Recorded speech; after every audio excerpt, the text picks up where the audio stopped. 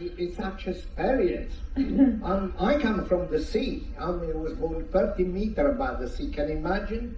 The sea was my swimming pool. My garden, it was my, my back garden beyond the house. The mountains, the village was where everything I played. I used to swim. I've almost born in the sea, but I never realized how beautiful to come on a cruise and sail in a comfortable bed. That was a dream. You close your eyes, so smooth, you don't see any movements, which I like a little bit of movement. What a joy, what a beautiful, this is a really beautiful cruise, beautiful ship, really enjoyed it. Absolutely beautiful, so happy to be here. I want to start by hearing more about what you were just describing, kind of growing up on the Amalfi Coast, what that was like, what food memories you have from growing up on the Amalfi Coast, because that just intrigues me so much. It must have been amazing. So tell us all about that.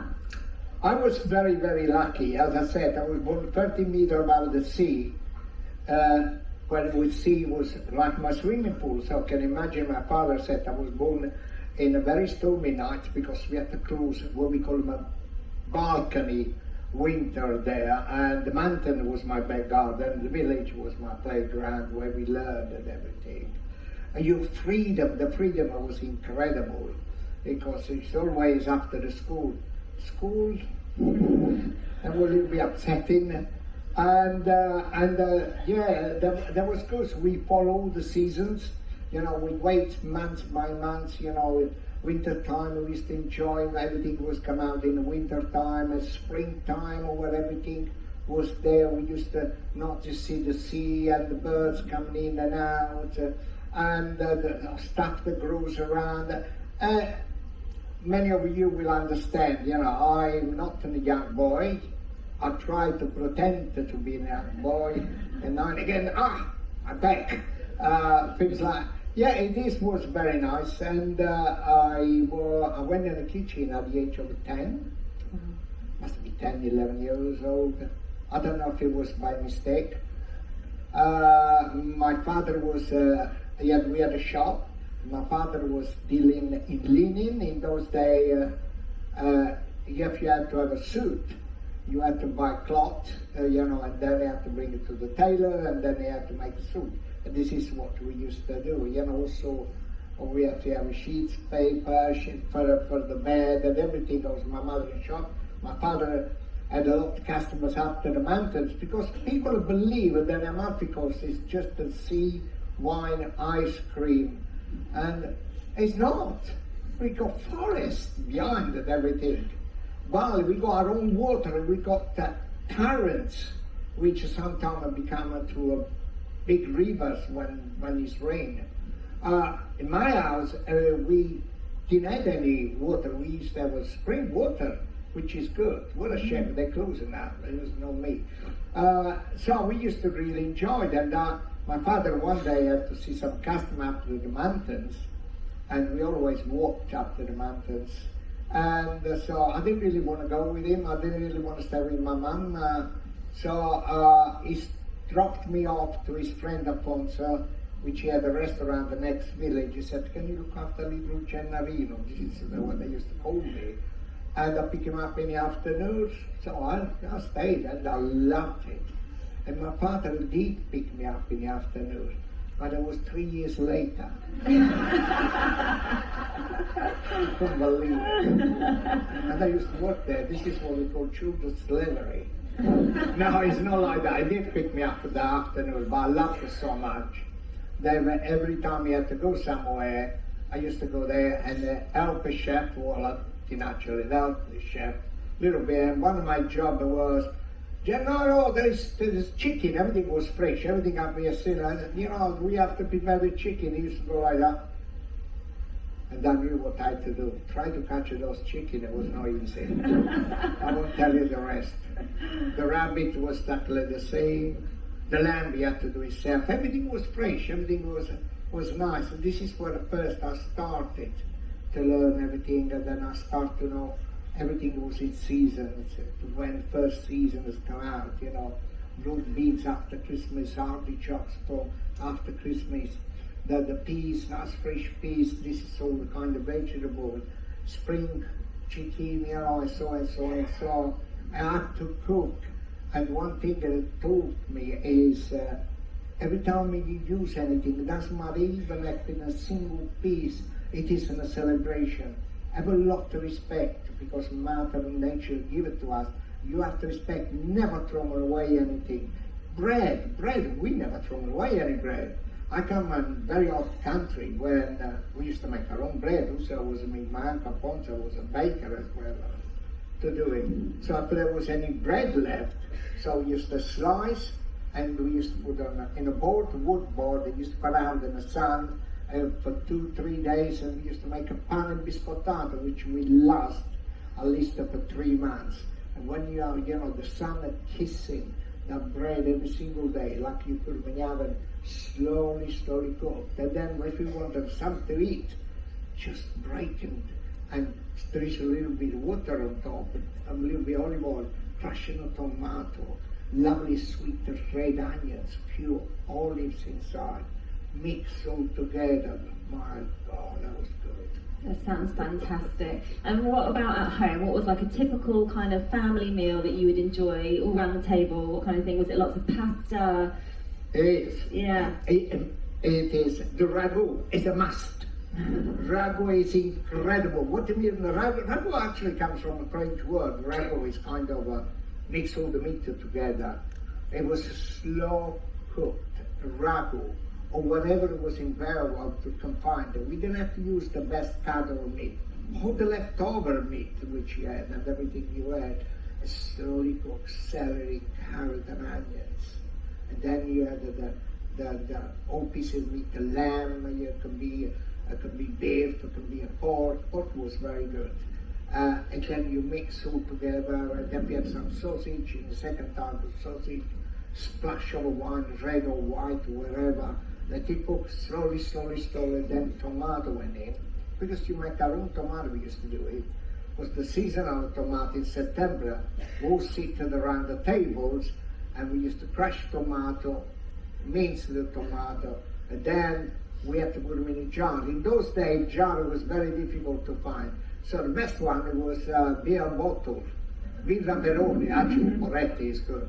So bottle washed, steamed, and then we used to crush them inside, and then we used to cover up like a beer.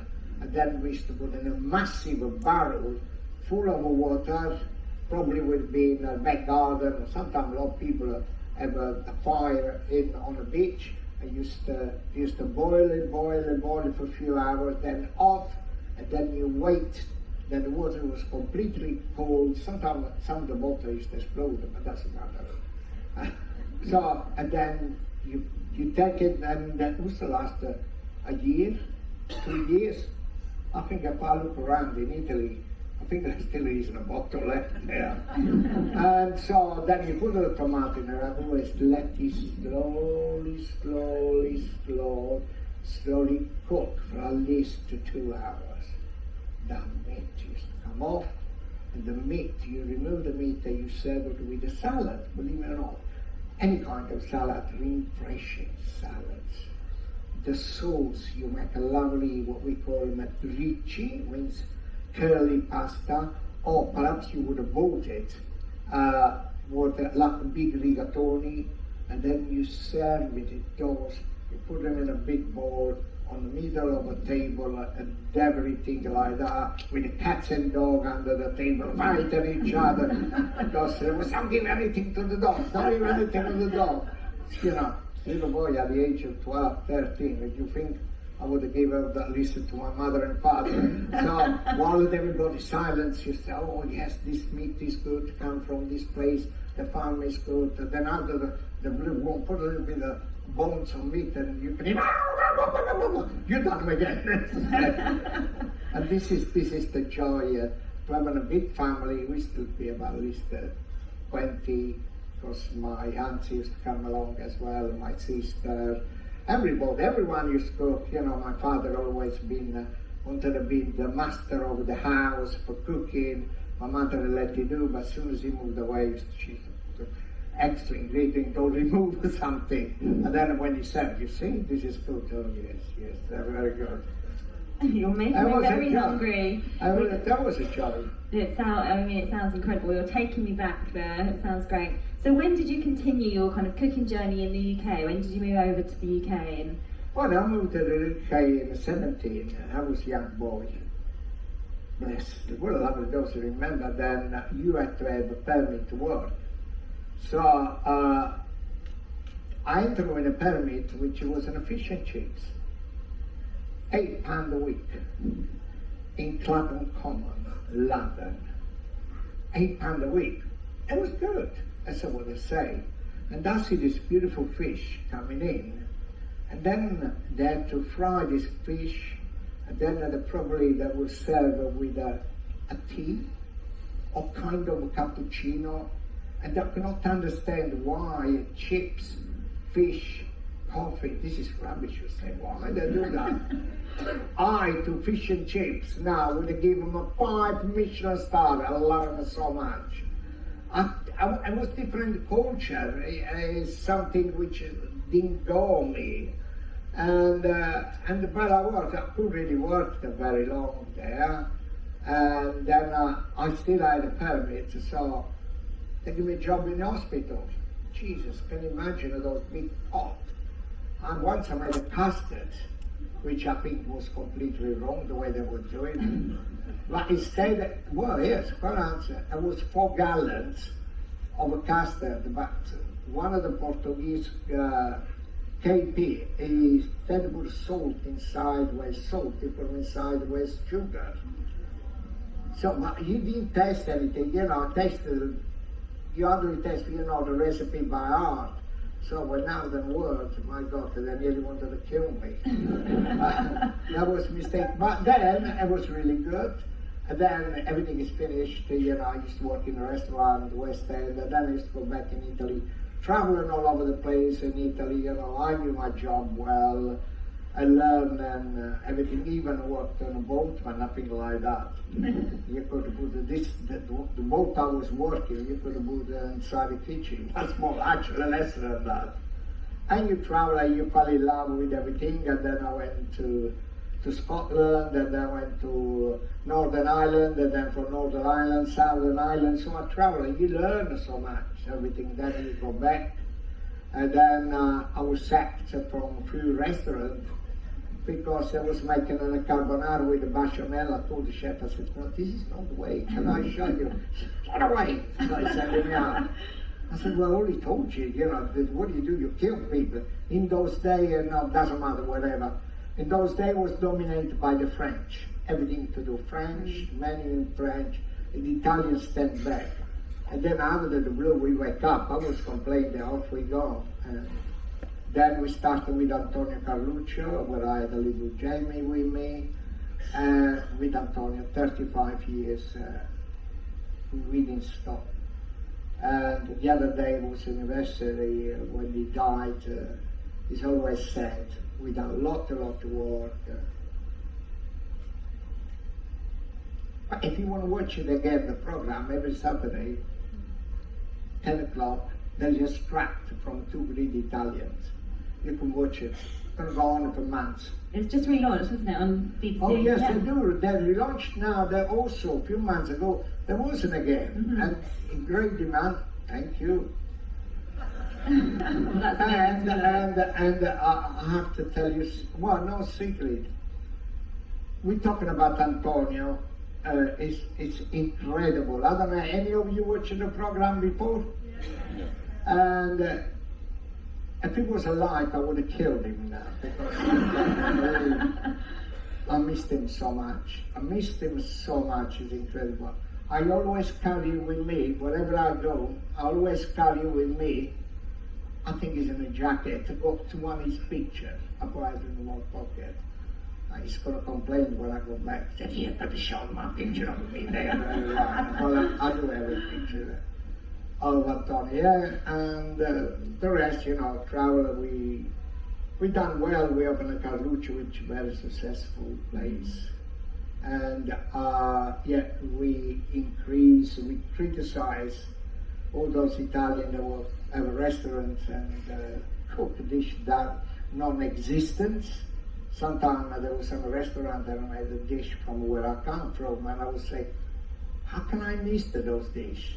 It was complete. Somebody called Alfredo, we made a chicken and called chicken Alfredo. What is it?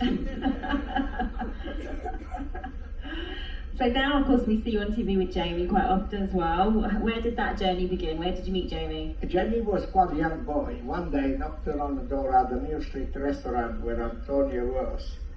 But Jamie is an incredible chef. Please, everyone, you listen this, everyone say, I am his mentor. Yes, I have a mentor in many things. But Jamie was very talented. He came from a family where his mom and dad had restaurants. And the cricketer restaurant. And it's a pub. So he was born there. His father was a chef inside the pub. And one way or the other, Jamie had to go inside when he was a little boy, not for work, he just looked around, you're going to see Dad. His father worked day and night. And then he came down to Westminster College in Victoria, I believe Windsor Square, something like that. And then after done about a year in the college, or 2 years, they asked him what he wanted to learn, what kind of kitchen he was taking. Like to learn. He said, everybody want French, I want this. And Jamie said, I want to learn how to do a proper pasta, I want to learn Italian food. And it was his friend Marco. He said, well, I know somebody can really teach you how to do that. He said, one is my father, he can't do it. He said, well, I don't think my father can do it. But if you go in New Street, there is a restaurant, it's called New Street Restaurant. It belonged to Antonio Carluccio, and there is a chef there, it's called Gennaro. Try to have a look. One morning, I knock on the door, 7 o'clock. I was already in the kitchen since 3 o'clock, because me and Tony, we had to go out to filming and presentation, so I had to make sure that everything was quite ready. We had a chef inside there as well. So, and I said, knock on the door, and all the supplies, I warned them, do not come early in the morning because I'm too busy. I don't want to check everything. Come after 9. And I was listen. There's still one or two which such argument, no argument. Knock on the door, so knocking, 7 o'clock. I walked out. I said, what? And I saw this young boy. I said, who are you? He said, I'm looking for a job. I looked at him, Hellier, and I said, kind of cheeky. I said, all right. I didn't know what to say. I said, come in. So I walked in. I said, without asking anything, there was something which I still cannot understand. I said, you want to drink something? You want something? He said, cappuccino. And that was, oh yeah, can you hear me, yeah? I said, this boy, he's allowed to have a cappuccino. And I asked him, I said, yeah. So, I didn't know, I said, what you can do? I can do this, I can do that, I can do that. I said, okay. I never took one straight away, but I don't know what he was with him. I said, okay, come down, I'll give you a jacket, let's try you. He said, no, I've got everything. He had the jacket, he had an apron, he had the shoes, his name, and well, okay. I thought he wanted to work experience, come out of school. I didn't know that he really wanted a job. He was at the age he could work. Yeah, in those days, everything gone. I said, yeah, then after finishing about 9, 10 o'clock, I said, yeah, I said, tell them, then you can work here. I still believe. Then it was work experience. I said, he's going to be a couple of days, then off we go. This is because we were taking work experience for young boys or girls. So the secretary came down and said, Gennaro said, well, are you sure? I said, for what? For the ball? I said, yeah. I said, what's wrong? He said, we can check his age and And he wanted a job. I said, yeah, he's going to stay a couple of days and go, so we show him. No, he wanted a proper job. And I didn't know what to say, and I said, yeah, okay, take it. And the young girl, she said to me, are you his father? I said, yes. My father believed that Jamie, because I presented that Jamie went to see him, for many years, he died at the age of 96, believed that Jamie was my son. And the rest is history, you know. Then I looked at him after a few days, so and so and so. He was so interested in what I was doing. He was helping me as well. He asked if he can come down very, very early in the morning. We give him a job as a pastry chef, but also he used to do so many other things.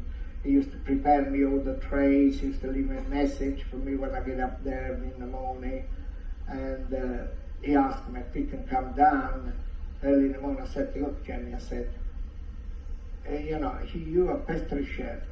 Your job, you finish 1 o'clock sometime in next day, you know, he came at 6 o'clock.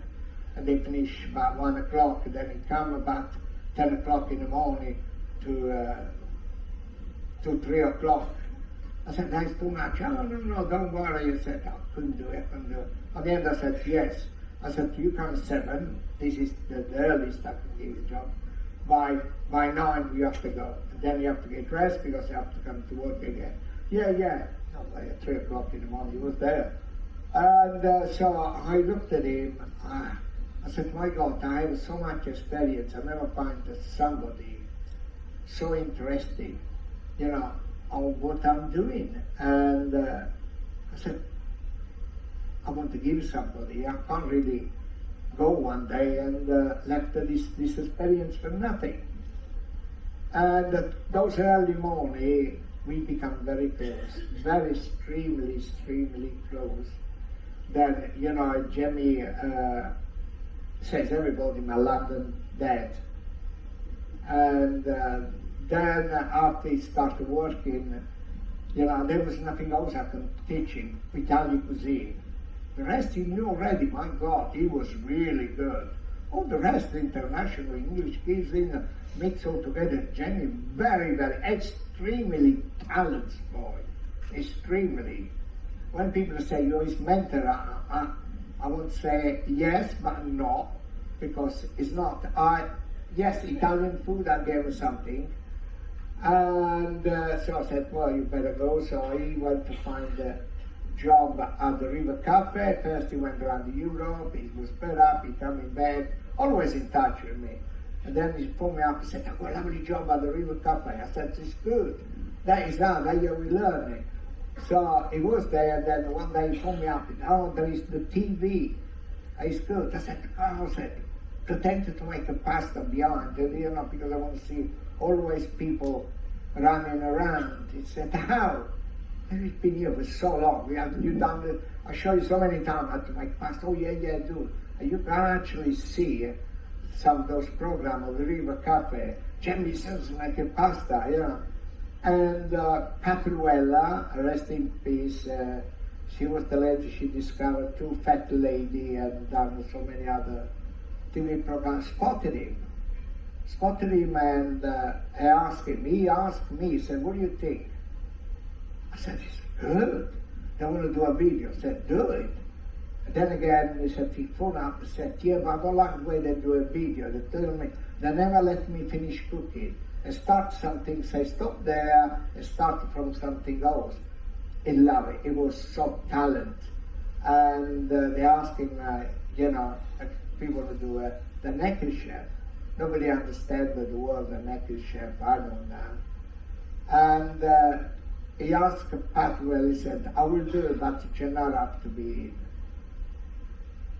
So I said, okay. So, and the TV program was marvelous, and the rest, as I said, is history. I listen with Jenny every single day. This moment is in Australia. He wants me to go in Australia. I've been with him in Australia. It's in a marathon. I said, you're doing no me. It's a lovely country. Everything is do Master Chef. And we've done so many beautiful TV programs, which they will come out very soon as well.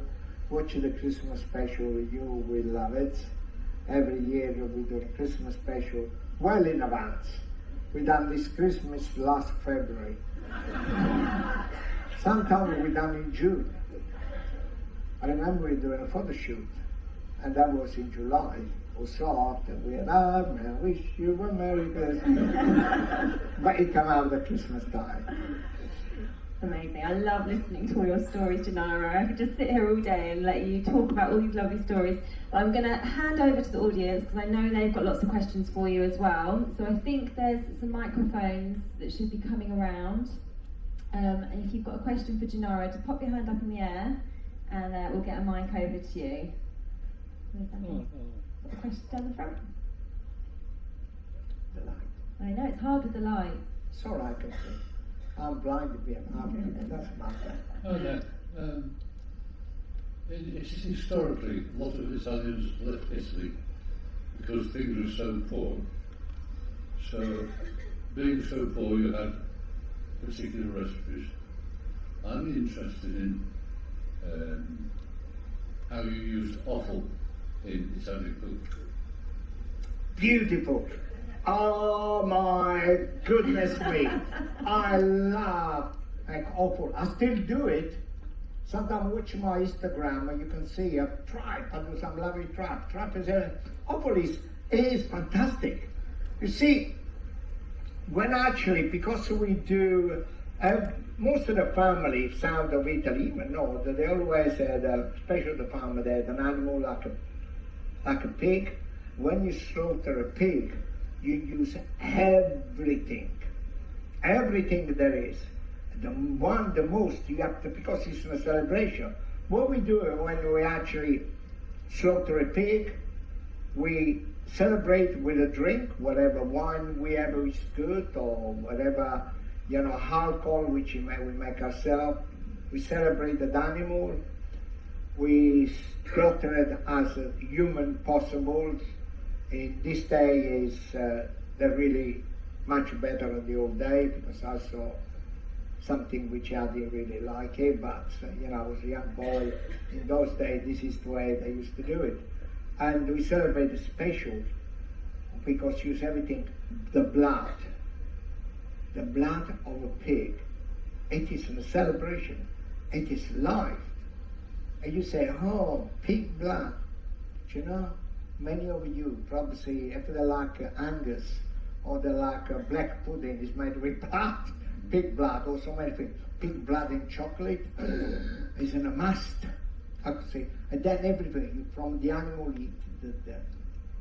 the hair, the nose, the trotters, the tails, the whole interiors, everything, the heart, the lung, everything, liver, spleen, you name it.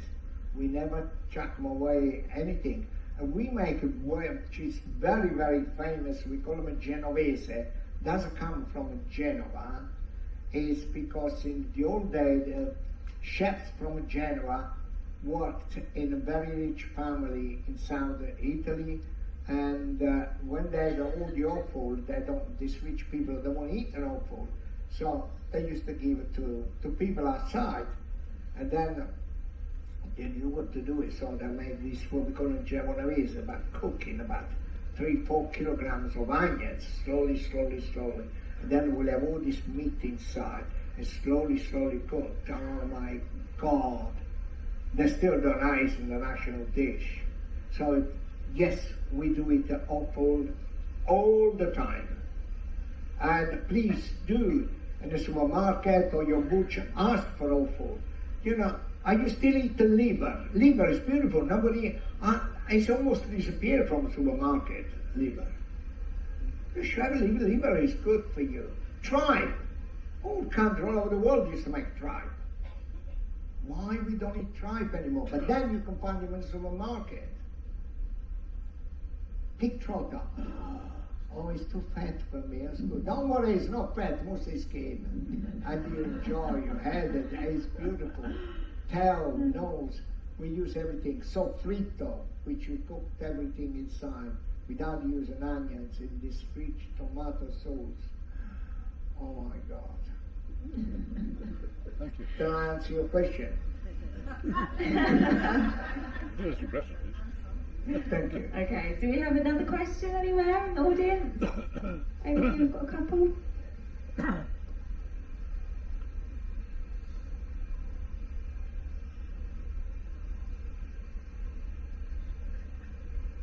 No, thanks. There we go.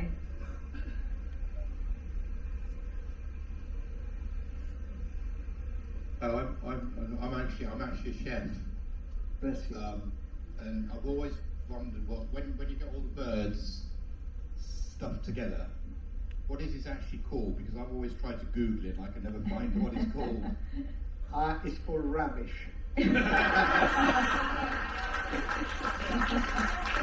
How can you have the birds inside other birds, inside other birds, inside other birds? The first bird, don't cook. It's not the recipe, and God knows the way they used to do it. Yes, one inside the other. You usually have a partridge, pheasant, woodcock, partridge, the woodcock, partridge, pheasant, and perhaps you put a chicken or perhaps you put a turkey. Then you wrap it all up, you put them in the oven, a good night nurse. And then what is it tasting? Put one at a time. I know I had a particular dish. And the potato was very nice. We won't be doing that for Christmas then. No. Christmas, I used to do that. I don't do anymore. Thank God for that. Okay. Any more questions? I've got one down here. Hello, Gennaro. Hi. Can you tell us about your world records? Ooh, it's rubbish. I think somebody broke my world record so many times. One was the fastest omelette that you see on live on the BBC, and we had to make an omelette. We do 16 seconds, 1/6. You can never make it at 16, but we made it. And then, yes, this is good. It's not a scrambled egg. It's not an omelette. But they taste it and say, yes, it is. No salt inside of paper, no butter, you name it, a lot. There's another one is make the fastest ravioli. Yes, you know, the Guinness record, which 2015 I ordered the record, and how fast I can make from start to the end.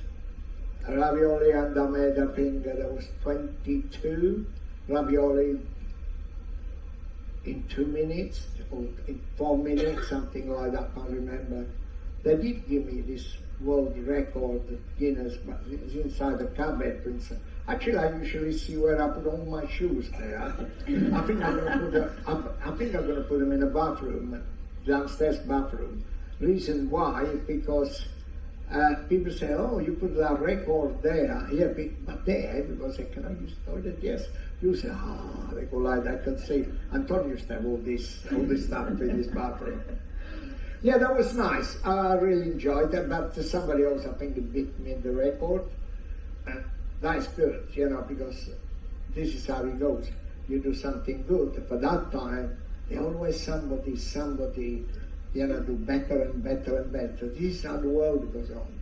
Quicker but not better. Huh? Quicker but not better. Yeah, better as well. But that was, yeah, you're right, not better, yeah. I know, because I was rubbish the feeling that night. Okay, we've got time for a few more questions. We've got another one over here. Hello. Would you ever think about becoming a vegan? A vegan. No, there's nothing wrong. The Italians, where I come from, in the Campania way, they used to call us leaves eater. That's what we had. You know, they ask me, are you vegetarian? I eat vegetable every single day without meat. You know, Vegan, of course I eat. You know, it's the done a little bit below of the vegetarian. There is nothing wrong to be a vegan, but I say we never think to become vegan, a full vegan. You know, I cannot eat that lovely chicken. I'm sorry. You know, all this stuff. You have to. You see, animal is meat is good, but you have to respect. You know, every time you have a bite, you have a steak, you have a chicken, you have a pork, you have a liver, whatever. Remember, it's in the celebrations. You have to respect, but yeah, I don't think I will ever be a vegan, but not because I have something against the vegan. Nothing at all. Oh my gosh, yes. You know, when we have a restaurant, it come in the restaurant and say, we are vegan, can you prepare something? It dies the door. No, we don't do that. No, we love it, yeah, but I have a daughter, Chloe, that she's the meat, stop everything. When she became a vegetarian, and I noticed it as well, now I think she's on the way to become a vegan as well. I do respect. I respect all kind of religion. I respect all kind of people that want to eat different. I don't say why you don't eat this, eat that, so and so. I am a cook. You know, my job is cooking, not just me. Cook. The job is make the people happy the way you cooking. You know, you serve, you cook to everyone the best of your knowledge, and you have to respect everyone. Not because you have to say, oh, he's vegan, I've got nothing to give to him, give me a few leaves, which is not good. But the Italians, where I come from, they used to call us leaves eater, because we used to forages, you know, lettuce, salads, or carrots, zucchini, that's what we used to eat. It was kind of vegetarian, vegan mixed together. And your new book, Verdura, is all about celebrating vegetables. Verdura is my latest book. Verdura means vegetable. Celebrate all kinds of vegetables. It is so beautiful to celebrate. Remember, when in season, and many of you remember season, you don't have to go in the supermarket, Christmas, find the cherries. Now, you find cherries this time of the year. You find the cherries, and they're very expensive cherries. They come from different countries. I would enjoy that if I was in a country where they come from. But in Europe, England's part of it as well, you get the lovely cherries. In Italy, the cherries start to become the end of May, June in England, June, July, there's cherries everywhere, my God. They're growing all wild, they become morella cherries. I cannot tell, because sometimes, you know, the cherries are picked more up. The big stone inside, but still enjoy. We enjoy season, and verdura is one of them. It's all to do with the verdura. So we have a fish and we have a meat as well, because the combinations are to mix vegetable, verdura with the meat, like we do everything. But each chapter is dedicated a particularly vegetable. We use it in many different ways. That is good. And then also chapter, also the way how can you actually accompany with the meat or with the fish or whatever there is. And just verdura, you know, you make sweet with the verdura, good. We usually make a melanzana alla parmigiana, it's different good. Aubergines with the chocolate. You say, well, that was a rubbish. No, it's not. You should try. And it's good, it's fantastic book. It was out a few months ago and it still goes like a bomb. In the meantime, we reissue another book, we revisited another book which is called A Slow Cook. The Slow Cook Gennaro, and the Slow Cook which it was made 10 years ago. Everything is slow. But the word slow doesn't mean it takes you a long time. It's actually quick, because it's to put the ingredient together is so quick. The rest on the stove or the oven is doing slow. And Neapolitan ragu is one of them. Delicious. And you're going to be doing a book signing this afternoon. Book signing? Yeah, book signing at 2 o'clock, I think it is. Verdura, I think it should be the book as Yeah. well, because I'm not sure if the slaw is here yet. And cooking on the big stage as well later.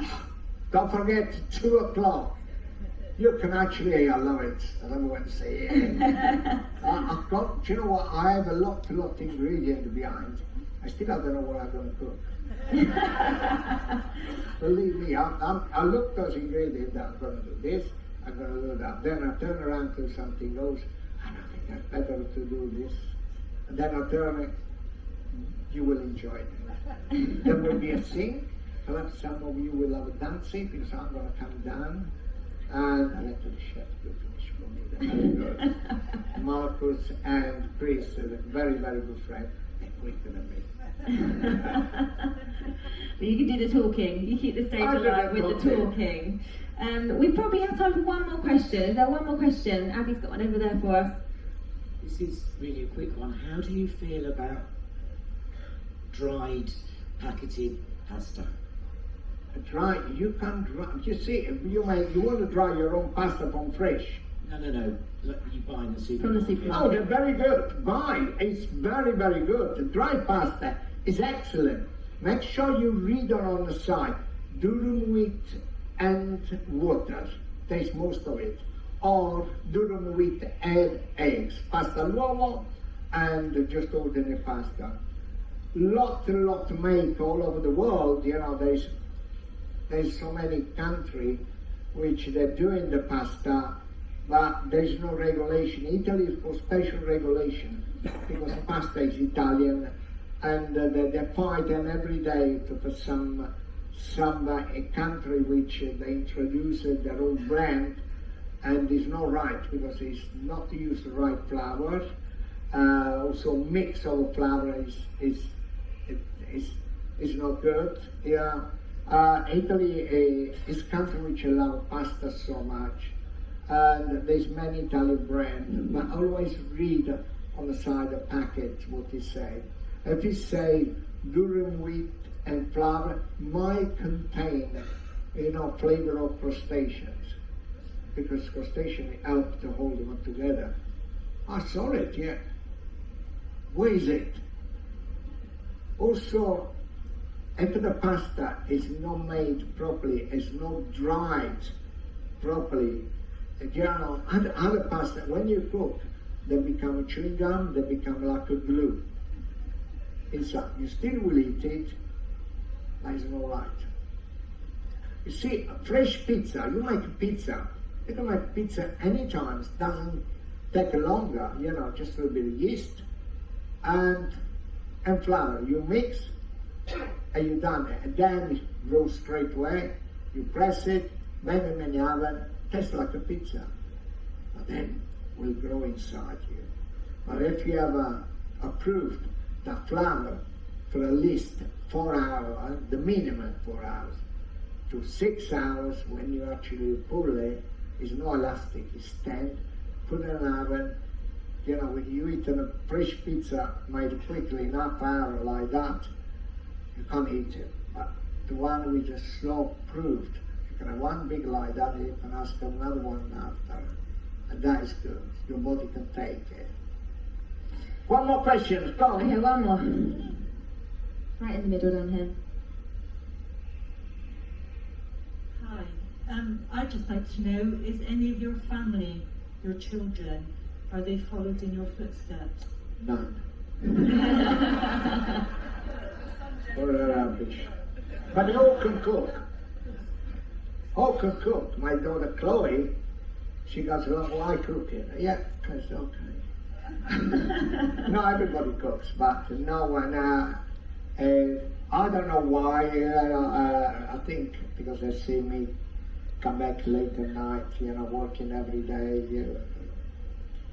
In my time, it was different. You really work 16 hours a day. Now it's completely different world. You have 8 hours. You have so many break. Straight shift instead of having 2 shifts. It's all somebody else will do it. So it's more And I trained many chefs all over the world. The young ones, especially the young ones, they wanted to become straight away like Jamie Oliver. They're straight away, right, I'm going to do this, and then I'm going to become, I want to go on TV. I don't know why I do what I do on TV, books and everything goes, but I was born just to be a cook.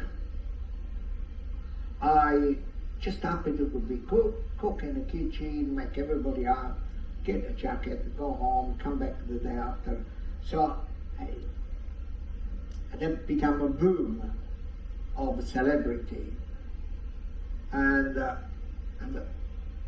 so they included me as well. I say, okay, it's good, but I'm still cooking every single day.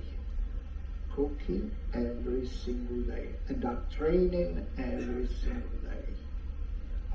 Young boy, young girl, grown-up people, we have a cookery school, I go online, everything. But at the end of the day, I am a cook, not a chef, because I called my chef, which was 83 years old chef. He said, don't you dare anymore. Why? You're going to call me a chef when I'm at least 96. He did. He died after that. He was 96. Hello, chef. Hey, come here. Don't forget to use the garlic properly. Don't forget to crush the garlic before you slice, because the two chemicals get together and they give you a flavor. They remove the acidity of corners, you know everything about it. I'm a simple cook. I like simple, whatever there is. Whatever I see, I cook it. Now we find everything you want to now from a different country. That is the beauty. There you cook, the ingredients are said so easy, but sometimes we forget. Then, for very little before, we used to use the ingredient that was there before. Like the cheap cut of the meat, we don't use anymore. The meat, the butcher will make burger, stuff like that, we still use it, but those cutting of meat have been cooked in so many times. Well, amazing. Gennaro, it's been fascinating talking to you. It's about that time, it's lunchtime, so I'm sure everyone's tummies are rumbling after our discussion up here today. So we're gonna wrap it up. Absolutely brilliant talking to you. So Gennaro is going to be back in here cooking later, and also book signing at 3:15, I think it is. Check your itineraries. So come and join in. 2 o'clock, please. I want to see all of you. Do you know what? We're going to have a very good dance. We're going to have a bit of dancing as well. Thank you very much.